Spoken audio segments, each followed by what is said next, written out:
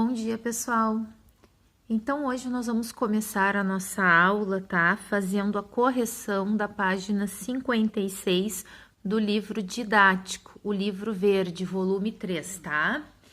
Então, o exercício 1 da página 56 pede para classifique cada uma das funções exponenciais em crescente ou decrescente e justifique sua resposta, tá? Então, essa função aqui, ela é uma função crescente, certo? Por quê? Porque a base é 3 e a condição é que seja maior que 1. Então, 3 se enquadra nessa condição de função crescente. Agora, vamos para a letra B. G de x igual a 0,8 elevado na x, tá? Essa função é uma função decrescente. Por quê? Porque a base 0,8 ela está entre 0 e 1. E a condição para classificar em decrescente é que a base esteja entre 0 e 1. Neste caso, 0,8. Tá? Letra C. Π elevado a t. Tá? Π é um número que corresponde a 3,14 aproximadamente. É um número irracional, mas aproximadamente 3,14. O que torna a função crescente. Por quê?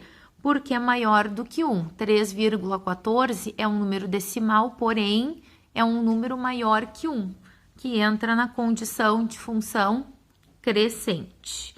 Agora vamos para a letra D. 8 nonos elevado na x, tá? Essa função ela é decrescente, pois 8 nonos está entre 0 e 1.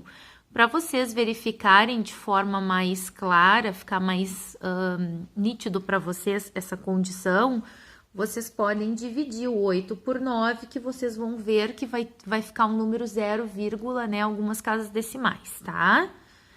Depois, nós temos a letra E. Y igual a raiz de 2 elevado na x, tá? Então, raiz de 2 é um número maior que 1, tá? Então, a função ela é crescente, pois a base raiz de 2 é maior que 1. A mesma coisa, vocês podem colocar o raiz de 2 até mesmo na calculadora para vocês verem que vai dar esse número maior que 1. A partir de 1 já é crescente, 1,1 já é crescente, por exemplo.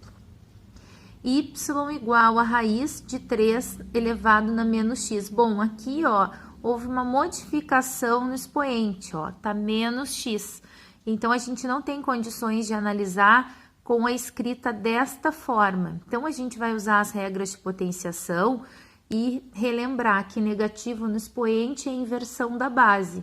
Nós vamos reescrever, ó, esta equação, essa função, como 1 divididos por raiz de 3, porque se a gente inverter a base, né? Aqui, ó, numerador e denominador, elevamos a x, some o sinal de negativo. Agora, sim, a gente tem condições, ó, de analisar. O que nós vamos analisar é a base 1 raiz de 3. Então, essa função é decrescente, pois a base 1 raiz de 3 está entre 0 e 1. Também vocês podem verificar fazendo 1 divididos por raiz de 3 para verificar que está dentro dessa condição de função decrescente. Então, é bem simples para classificar em crescente e decrescente. É só vocês observarem a base. Se ela for maior que 1, a função é crescente. Se a base estiver entre 0 e 1, a função é decrescente, tá? Então, esse era o exercício 1. Agora, nós vamos fazer a correção do exercício 2. Dada a função y igual a 2k menos 5 elevado na x, determine os valores de k para os quais. Então, a k aqui, né, aqui tudo que está dentro do parênteses seria a nossa base. Para que a função seja crescente, para que a função seja decrescente. Bom, para que a função seja crescente, a gente sabe que tudo que está dentro desse parênteses, que no caso é 2k menos 5, vai ter que ser maior que 1. Por quê? Porque essa é a condição de função crescente. Tá? Ficamos com o quê? Ficamos com uma desigualdade, olha o sinal de desigualdade. Com isso, vamos o quê? Vamos isolar essa constante k. Então, vamos ficar com 2K maior que 6, porque o 5 vai passar para o outro lado positivo, somar com 1, vamos ficar com 6. Agora, isolando o K, eu passo 2 dividindo, vai ficar 3. 6 divididos por 2, 3. Então, a condição é que o K sempre vai ter que ser um valor maior que 3 para que essa função seja crescente, tá? E para que a função seja decrescente? Bom, para que a função seja decrescente, o 2K menos 5 vai ter que estar entre 0 e 1, tá? Então, a gente vai isolar aqui o 2K, o menos 5 vai passar para o outro lado, trocando o sinal, mais 5. Então, aqui, na realidade, o menos 5 vai passar para os dois lados da igualdade, desculpa, né? Trocando o sinal, ó, mais 5, mais 5. Agora, a gente soma, aqui vai dar 5, 2K e aqui vai dar 6, tá? E isolando o K, a gente passa, então, o 2 dividindo, tem que ser para os dois lados da desigualdade também. Então, vamos dividir esse lado e vamos dividir esse, só que esse dá uma conta exata, 6 divididos por 2, 3. Então, o K é entre 5 meios e 3, essa é a condição para que a função seja decrescente, tá? Todos os valores entre estes dois vão tornar essa função decrescente, tá? E os maiores que 3, crescente.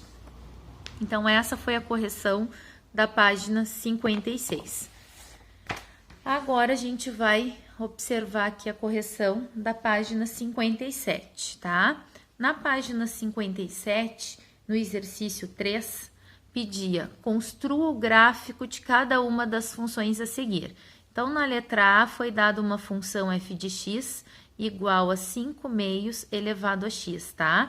O que vocês precisam fazer para determinar esta função, tá?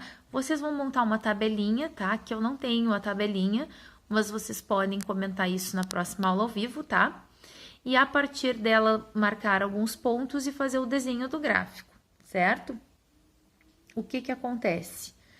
Acontece que vocês já podem tomar, olhando a própria função, já ter uma noção de qual a característica desse gráfico.